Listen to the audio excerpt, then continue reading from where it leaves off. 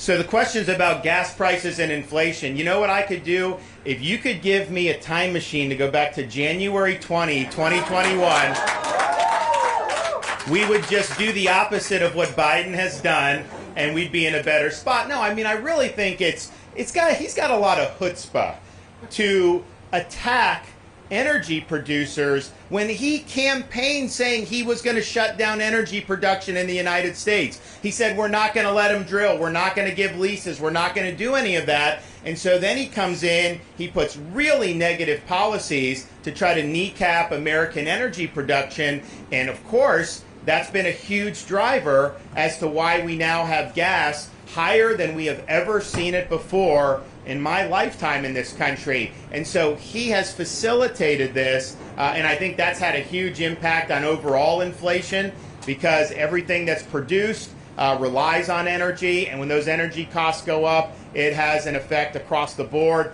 Obviously, when you're printing trillions of dollars, the money supply, that has caused it to go up as well. So I think there have been a series of policy misjudgments. What I would do is I would say, and he will not do this, but he should admit he was wrong. And he said, you know what? We need to be energy independent. We need to lead the world in production. We need to get rid of all the roadblocks. We need to make sure people can get permits. We want to make sure we can do LNG exploration. I mean, you know, ANWR. We did ANWR when I was in Congress, and he won't allow ANWR. Let's build pipelines, not just Keystone, but there's other pipelines. You know, you have like the Marcellus Shale, Ohio and Pennsylvania. They don't have pipelines to get it to the rest of the area because FERC, the federal agency, won't permit these pipelines. So you have it within your control to really, really move the needle. And here's the thing, this energy, the markets are very forward-looking. If he were to come in and just really, really double down on American energy and have policy to reflect that, look, it would represent a complete 180.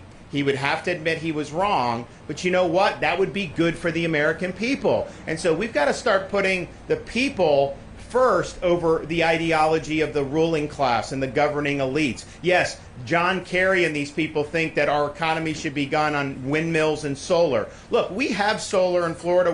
We'll have more, and I'm happy with that. That is not enough, okay? The windmills are not enough. You have to have oil and gas to be able to power a modern economy. And so these have been really, really, I think, devastating decisions. I think it did not have to happen. You know, he inherited a situation that was much better. He's made it a lot worse. But you look, he's now complaining about the refining capacity. You can't get a refinery permitted if you want to expand capacity. And when you say you're going to shut down the industry, who's going to put capital down to want to expand there when you know the federal government's going to try to kneecap you, right out of the starting block? So he needs to reverse course here. I don't think he will, but at the end of the day, the American people are paying the price when you're looking at these gas prices. And, as high as it is, I'm looking around here, a lot of states are even higher than what we're seeing in Florida. There have been places like in Nevada, these places,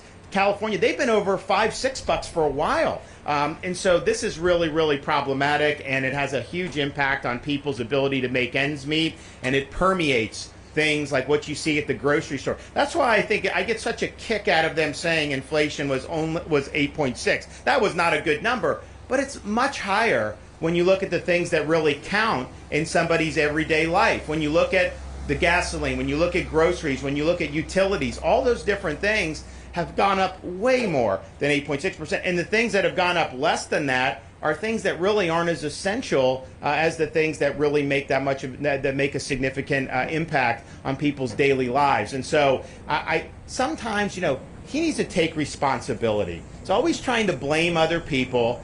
He's always trying to create a scapegoat. I guess his position is that it wasn't until he became president that oil companies are trying to make profits. Like, they're gouging now. They weren't doing that for the last 25 years. All of a sudden, just now, they're doing that.